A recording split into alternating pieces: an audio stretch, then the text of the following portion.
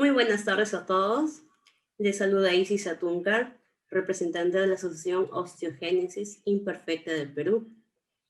Bueno, dando continuidad a nuestras charlas exclusivamente sobre osteogénesis imperfectas, el día de hoy vamos a hablar sobre tratamientos quirúrgicos a cargo del doctor Jorge Sánchez Azabache. Es traumatólogo, cirujano y ortopedista.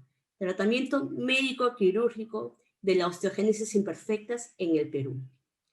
Muy bien, sin más preámbulos, recuerden, por favor, recordemos de que todas preguntas serán realizadas después de la exposición del doctor.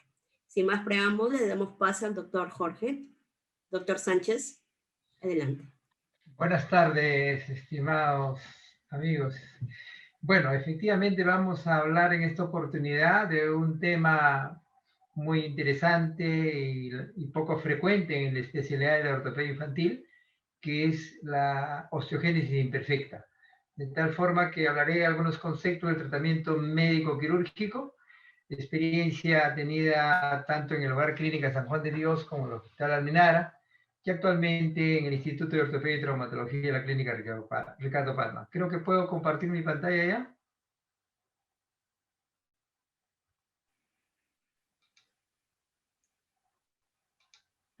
Ahí está.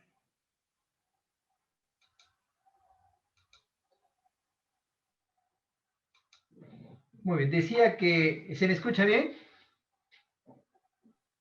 Sí, doctor, Por se favor, escucha muy bien. ya. Decía que esta experiencia que voy a transmitir es realizada inicialmente en el Hogar Clínica San Juan de Dios y posteriormente en el Hospital Guillermo Almenara de Salud, donde en ambos trabajé 30 años, y actualmente en el Instituto de Ortopedia y Traumatología de la Clínica Ricardo Palma. Hablar de la osteogénesis imperfecta es referirnos a una enfermedad hereditaria en la cual, de alguna manera, hasta lo que se conoce en la fecha, hay una alteración en la formación del colágeno tipo 1 y 4, y este defecto nos va a dar como consecuencia una marcada fragilidad ósea y los diferentes grados de fracturas que podemos tener en la práctica. Es una enfermedad rara, es una incidencia muy infrecuente, 1 en 50.000 a 100.000 nacidos vivos. Tienen ustedes en esta primera ecografía a un neonato intraútero con una fractura de húmero, y en esta segunda tenemos una ausencia de los huesos nasales, que es un indicador ecográfico para buscar enfermedades congénitas, de entre ellas la osteogénesis imperfecta. La osteogénesis imperfecta tipo 1 es aproximadamente un caso por cada 300.000 nacidos vivos, y la tipo 3, la incidencia todavía es mucho menor. Tenemos aquí una osteogénesis imperfecta 2A con una fractura en fémur en acordeón. La clínica de la osteogénesis imperfecta no es solo trabajo del pediatra, ni mucho menos el ortopedista infantil, es un trabajo multidisciplinario. El enfoque pues no se realiza en forma aislada. Tenemos aquí una fotografía en una UCI neonatal, pues tienen que intervenir el pediatra, el médico de rehabilitación, el endocrinólogo, el cardiólogo, el neumólogo, la ortopedia infantil, que es nuestra especialidad, nefrología, psicología y trabajo social. Como se dan cuenta, pues es un trabajo multidisciplinario. Respecto a la patogenia, ya se sabe que es una afección del colágeno tipo 1, y hoy en día, si bien es cierto, se utiliza la clasificación de Silenzi, sin embargo, hay tanta variabilidad que se ha investigado que existen alrededor de 150 mutaciones, es decir, 150 grupos de osteogénesis imperfecta. En el estudio microscópico podemos encontrar una matriz celular disminuida, con abundantes osteocitos, hueso compacto sin sistema de Havers, y un periósteo y un pericondrio que son normales. En esta fotografía inferior izquierda tenemos un tejido óseo normal, a derecha tenemos un tejido óseo alterado. Como pueden ver ustedes, son bastante notorios los cambios histológicos. Sin embargo, la clasificación más utilizada es la clasificación de Silenzi, que evalúa herencia, dientes, fragilidad, deformidad, talla, y veremos en una siguiente Esta clasificación tiene 4 grupos. La herencia es autosómica dominante en la mayoría de los pacientes del grupo A y B del grado 1. Igualmente es herencia recesiva en el tipo 2, cuya es desconocida mucha de su clínica porque estos niños no sobrepasan mucho margen de vida. La de tipo 3 es autosómica recesiva, hay presencia de la dentinogenesis, hay igualmente deformidades muy marcadas, una disminución en la talla, y el grupo 4, A y B, son autosómicas dominantes en ambos casos. Sin embargo, esta misma clasificación también evalúa lo que implica el pronóstico, las escleras, la columna y la incidencia. Y igualmente en los 4 grupos ya descritos, tenemos que el pronóstico es mediano, es decir, son pacientes que tienen un margen de vida de tercera a cuarta década. El grupo 2 es el más severo, como todos sabemos. Estos pacientes lamentablemente tienen una mortalidad perinatal. Y lo del grupo 3, es decir, el tercer decenio, son pacientes que se desplazan en su etapa adulta en silla de ruedas. Y el tipo 4, el pronóstico igualmente es mediano. Aquí tenemos unas fotografías de unos pacientes de San Juan de Dios con una fractura tipo 1B, en la que pueden ver las marcadas deformaciones por no haber recibido un tratamiento temprano, y aquí una pseudoartrosis que va a requerir en algún momento un tratamiento quirúrgico. Esta es una dama, una mujercita de 10 años, procedente de Trujillo, que al final tuvo fractura de fémur bilateral. Tenemos otro caso de tipo 2, paciente de 24 días. Estos pacientes tienen fracturas intraúteros. Miren ustedes, fémur derecho e izquierdo, tibia derecha y tibia izquierda fracturados intraútero. Este paciente, un varón de Lima, que tuve oportunidad de verlo a los 24 días, pero no siguió su evolución natural. No existe, lamentablemente, lo que nos gustaría como médicos y a ustedes como padres, un tratamiento médico eficaz para la osteogénesis imperfecta.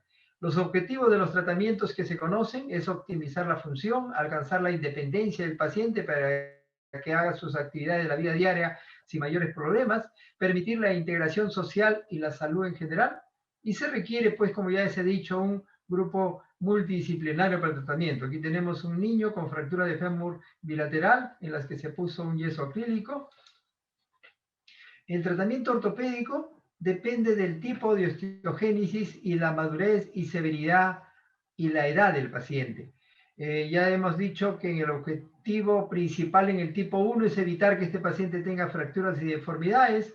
El tipo 2 ya hemos mencionado, igualmente, que es el tipo más severo y que fallecen al nacer. El tipo 3 y 4 hay que prevenir fracturas y deformidades, y en todos estos tratamientos hay que optimizar la función.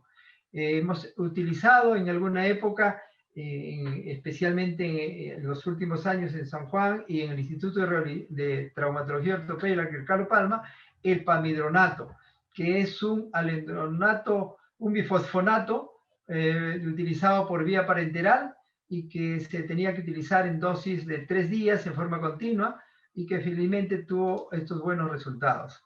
El tratamiento ortopédico también busca mejorar el desarrollo muscular, lo cual es campo de la rehabilitación, para lo cual hoy en día tenemos férulas de acrílico o plásticas de región posterior, sea muslo o pierna. El detalle está en disminuir al mínimo la inmovilización para evitar la osteopenia, que es lo que condiciona las fracturas futuras. Mantener siempre la alineación ósea, las ortesis neumáticas, que no las tenemos lamentablemente en el país, ortesis para cifoescoliosis, es decir, para el efecto de mantener alineada la columna, y tener un concepto adecuado de los padres, lo cual me queda a mí por experiencia, que ustedes tienen a veces mucha más experiencia que la que tenemos nosotros los médicos. Quiero recordar, esta es una reunión de osteogénesis imperfecta hecha por la Fundación Ecuatoriana en Quito, del 15 al 17 de febrero de 2006, donde pueden ver ustedes a las personas integradas y relacionadas a la Asociación Peruana de OI, y está el doctor Facier en reunión, digámoslo, circunstancial, en la que tuvimos oportunidad de estar presentes en Quito. Dentro del tratamiento ortopédico, aquí tenemos un paciente varón de 4 años con una fractura de la tibia derecha, en la que procede este niño de Huaraz y que se le puso un aparato de yeso, y que esa fractura llegó a consolidar en forma adecuada. Este es otro paciente de 1 año y 10 meses con una fractura del fémur derecho. Pueden notar que está con un aparato de yeso, y este es un paciente procedente de Lima. Dentro del tratamiento quirúrgico, para entrar ya de lleno al tratamiento quirúrgico, podemos mencionar que hay algunas generalidades que debemos de tener en cuenta. En la osteogénesis imperfecta evoluciona con múltiples fracturas si es que no tenemos la prevención de evitar esas deformidades. Aquí tenemos el caso de un paciente varón de 4 años de edad, procedente de Chiclayo, con una tibia en sable, como pueden ver ustedes en el lateral y en el AP.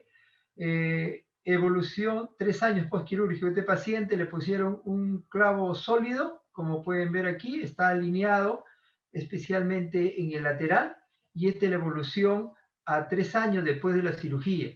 Sin embargo, como clavo sólido tiene algunos inconvenientes que se puede esto tener que cambiar a futuro, o fracturas en nivel proximal o en nivel distal del clavo. Estos son clavos que fueron desarrollados en San Juan de Dios de muy pequeño diámetro, había que conseguirlos y que de alguna forma nos ayudaron para poder mejorar la evolución de estos pacientes. El tratamiento quirúrgico puede presentar fracturas arriba y debajo de estas fracturas por estrés cuando se ponen, especialmente en algunos casos que hemos tenido oportunidad de ver, cuando ponen placas.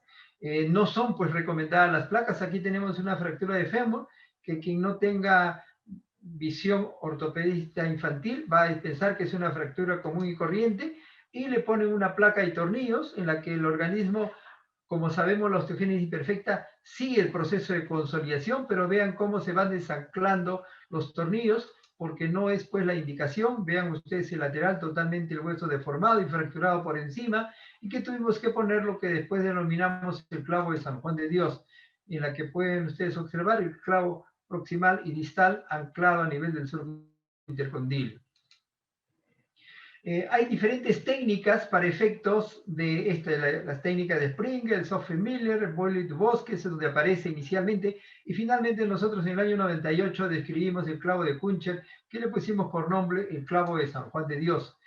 Este es el material que utilizamos. Tenemos una guía de clínica, brocas de diferente diámetro, clavo de Kuncher muy delgados, casi siempre diámetro 5 o 6, con clavos de Steinmann que pudieran anclar en su trébol que tiene el clavo de Kuncher, y podíamos tener, esto era fundamental, que el clavo ingresara dentro del canal del Kuncher, pero que no se saliera, porque si no, no iba a cumplir su función.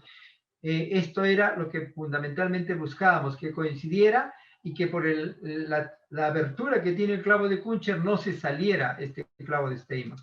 Finalmente, esto disponíamos en sala con clavos de 5, 6 y 7 milímetros de diámetro, dependiendo del diámetro del hueso que fuéramos a operar. Este clavo de San Juan de Dios lo tuvimos oportunidad de utilizar. Pueden ustedes ver aquí una fractura de fémur en la que el clavo está anclado a nivel del surco intercondilio. Este es un control postoperatorio. Como sabemos, pues el clavo de Kuncher es de bajo costo, es una técnica conocida para muchos de nosotros y es muy fácil de adquirir. Aunque hoy en día les debo decir que los clavos de Kuncher de ese diámetro ya no se consiguen con facilidad en Perú, por lo menos. Esta es parte de la clínica, ¿no? Sabemos las escleras azules, la dentinogenesis en sus diferentes variedades, la mala calidad ósea. Y dentro de la técnica hacíamos en alguna oportunidad abordajes amplios en la que de alguna forma hacíamos las osteotomías necesarias, y posteriormente con el uso de la sierra hacíamos la osteotomía para poder alinear el hueso y de esta manera poder tener adecuadamente alineado ese hueso. Aquí tenemos la técnica quirúrgica en un paciente de 10 años con fractura de fémur, con fractura del fémur izquierdo, procedente de Trujillo, donde le habían puesto un clavo de Kuncher, residentes que estuvieron inicialmente por San Juan de Dios. Esta es una OI tipo 1B, y fue en noviembre del año 98 que nosotros decidimos utilizar este clavo. Este clavo, tenemos otros pacientes en los que el clavo ha migrado favorablemente y ha mantenido el alineamiento por el promedio de más o menos 6 años en promedio. Sin embargo, como toda técnica, también tiene complicaciones. Por ejemplo, la osteoporosis extrema, hay que saber no operarlos en esos grados, sino primero pasar o hacer previamente un tratamiento con bifosfonato, sea pamidronato o zoledronato, que es lo que se utiliza actualmente, evitar los acodamientos, la ruptura de los clavos. Hemos tenido oportunidades de utilizar los clavos de Chance, como pueden ver en este paciente, pero el paciente sigue creciendo. Aquí tienen ustedes las evidencias de los diferentes esquemas de tratamiento que siguió con el pamidronato. Y ahí estamos aquí midiendo en una radiografía con mensuración el clavo para ver el tamaño adecuado a utilizar en este paciente. El pronóstico no es de lo mejor, especialmente en este tipo, que es el tipo 2.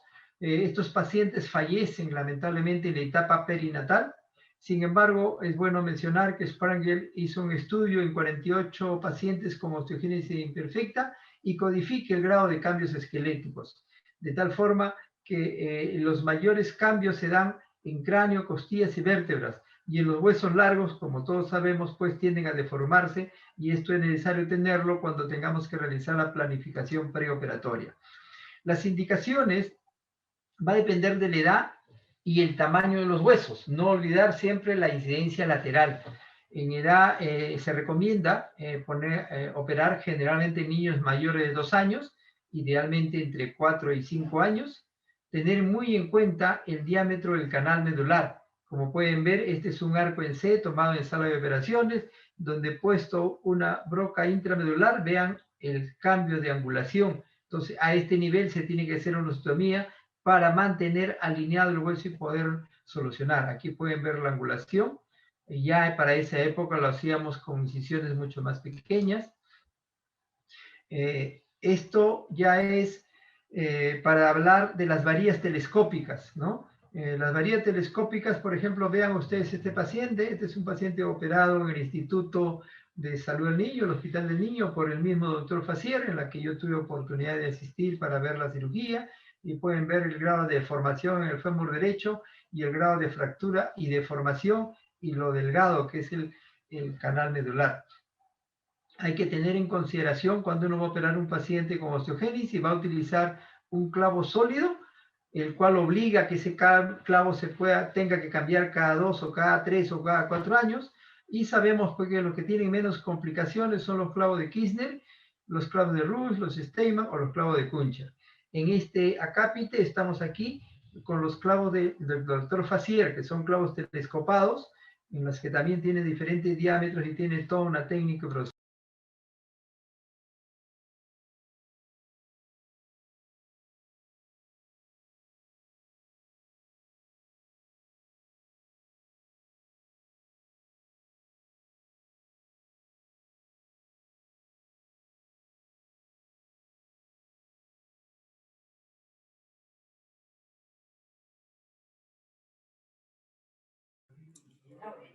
Disculpe, doctor. Su audio está apagado.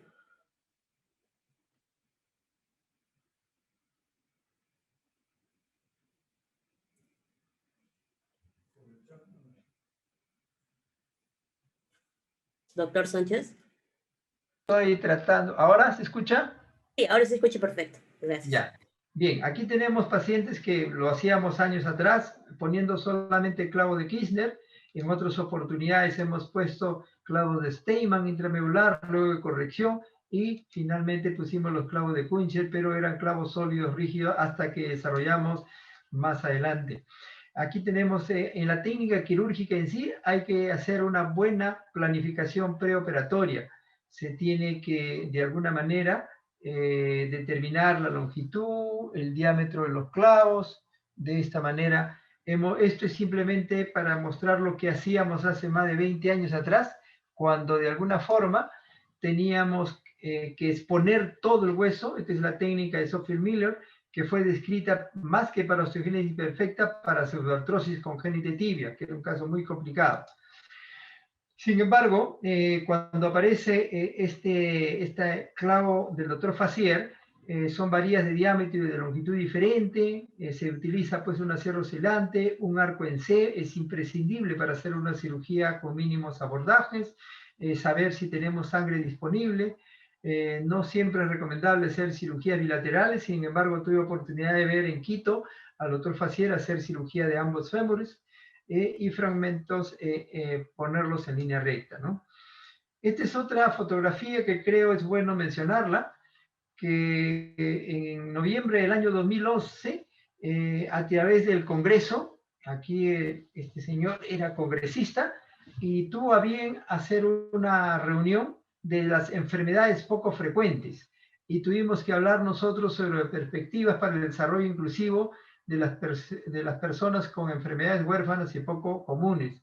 Y ahí hablamos nosotros de la osteogénesis imperfecta. Creo que era oportuno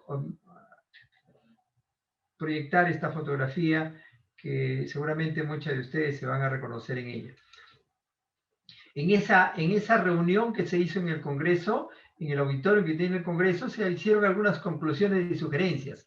Se manifestó que se debe consolidar el desarrollo del aseguramiento universal, en ese momento no lo era todavía, sostenible, equitativo y solidario sobre la base de salud. El salud es el que tenía mayor capacidad económica, por eso lo pusimos así, y yo trabajaba y era jefe en salud en aquella época. El CIS, que posteriormente hoy en día ya cubre este tipo de cirugía, se debería garantizar el acceso a servicios de salud y prevenir la desatención de las familias en contingencias, principalmente la población pobre y extremadamente pobre.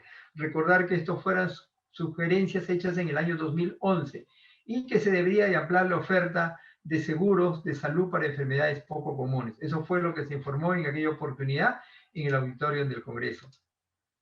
Siguiendo con la técnica quirúrgica, esta es la técnica de San Juan de Dios, en la que se ven los clavos de Kuntgen con los Steinmann, la corrección a través de las angulaciones que tenían los pacientes. En este otro es ya el clavo del doctor Fassier. Aquí tenemos al doctor Fassier, esta es la sala de operaciones del Hospital del Niño, en la que tuve yo oportunidad de asistir. Está ahí probando que sea viable el macho y hembra de ese clavo, y aquí está confirmando la angulación, ingresando por el trocánter mayor.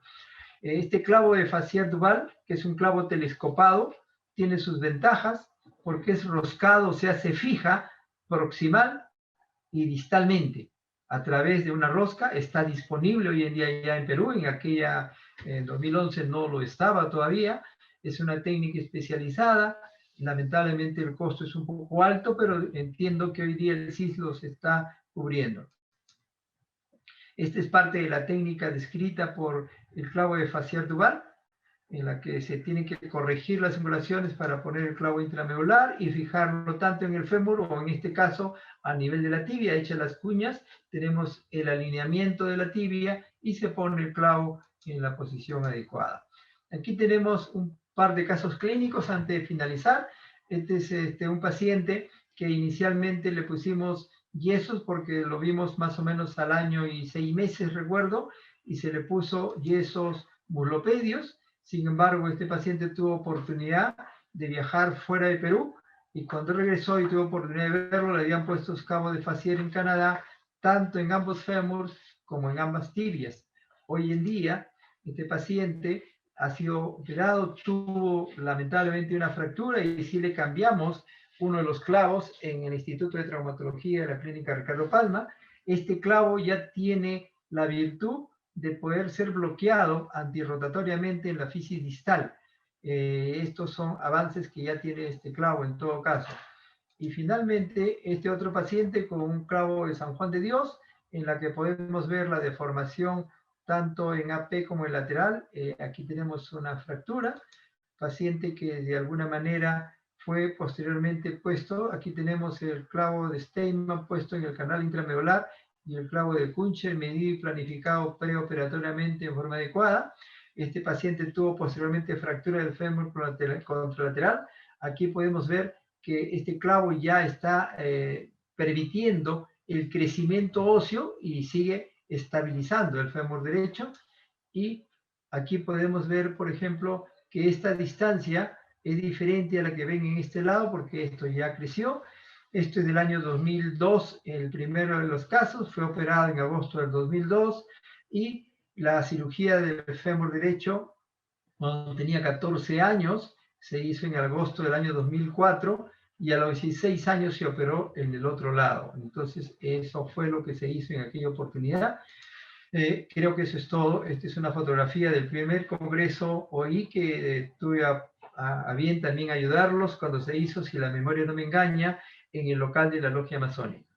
Creo que eso es todo. Muchas gracias y no sé si tengan preguntas. A ver, sí, doctor.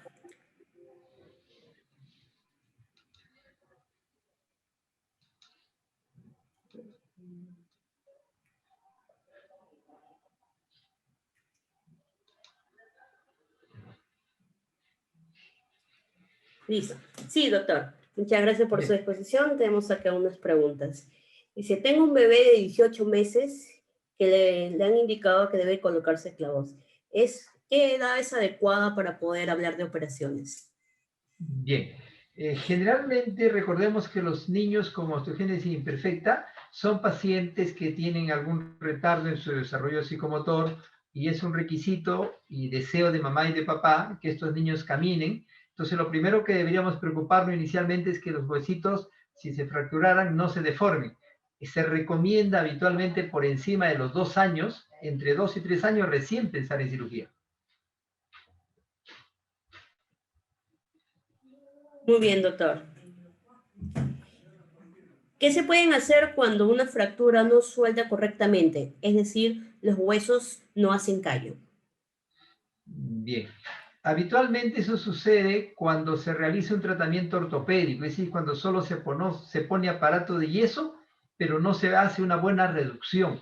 El proceso de consolidación de los huesos en la osteogénesis imperfecta no está alterado, pero sí requiere que los huesos estén más o menos alineados y que se inmovilicen en forma adecuada. Pero hemos visto, no puedo negarlo, casos de osteogénesis imperfecta con pseudoartrosis, cosas raras, pero puede suceder también en el paciente que no tiene. Entonces, el detalle está en el inicio del tratamiento. Pero si ya lo tiene la osteogénesis, lamentablemente hay que poner un clavo y decidir si es un clavo sólido o es un clavo telescopado. Muy bien. Otra pregunta. Mi hijo se ha fracturado la pierna hace 3 años y veo que crece un tumor en la fractura. Quisiera saber por qué pasa estos casos y qué debo de hacer. Disculpa, lo operaron, me dice al niño hace 3 años y... Y que está creciendo con un tumor en la fractura. ¿Qué Ya. puede hacer en esos casos? Bueno, primero hay que tener un buen diagnóstico. Ese tumor o ese bulto que nota a nivel de la fractura, había que tomar una radiografía para ver qué es lo que está pasando. Si fue operado hace 3 años y le pusieron un clavo sólido, lo más probable es que el clavo ya esté chico, y eso es uno de los inconvenientes de los clavos sólidos, porque tienen que volverse a operar para cambiar el clavo y pueda cubrir toda la longitud del hueso. Eso sucede cada 3 o cada 4 años.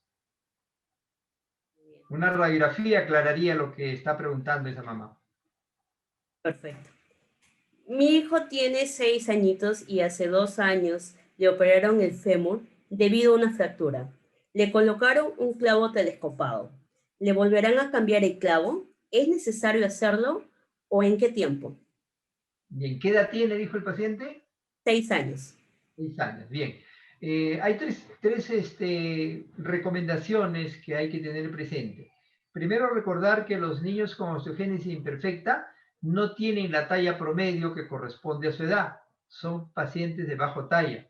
Por lo tanto, si el clavo inicial que se le puso telescopado estaba dentro del macho del clavo en toda su longitud, ese clavo va a durarle por lo menos para estabilizar un promedio de 6 años. Y si ya tiene 6 años, a los 6 años, 12 años, ya el margen de crecimiento es mínimo. Pero en la práctica, los clavos telescopados se deben de cambiar entre 6 y 8 años en promedio. ¿Cómo lo sabe uno? Con la evolución. Uno toma una radiografía preoperatoria y cada año debería hacerse un control. Muy bien. Muchas gracias. Y otra pregunta. ¿Por qué cuando mi hijo trata de caminar solo, le da hincadas en el pie izquierdo y siente mucho dolor? ¿Qué puede hacer en esos casos?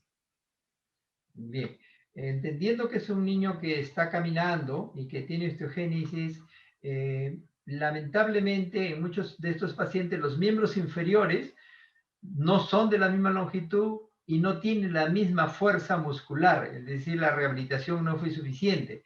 Entonces, el pie que duele, hay que hacer 3 diagnósticos diferenciales. El primero de ellos es que pudiera tener alguna pequeña fractura, para eso la radiografía nos va a ayudar.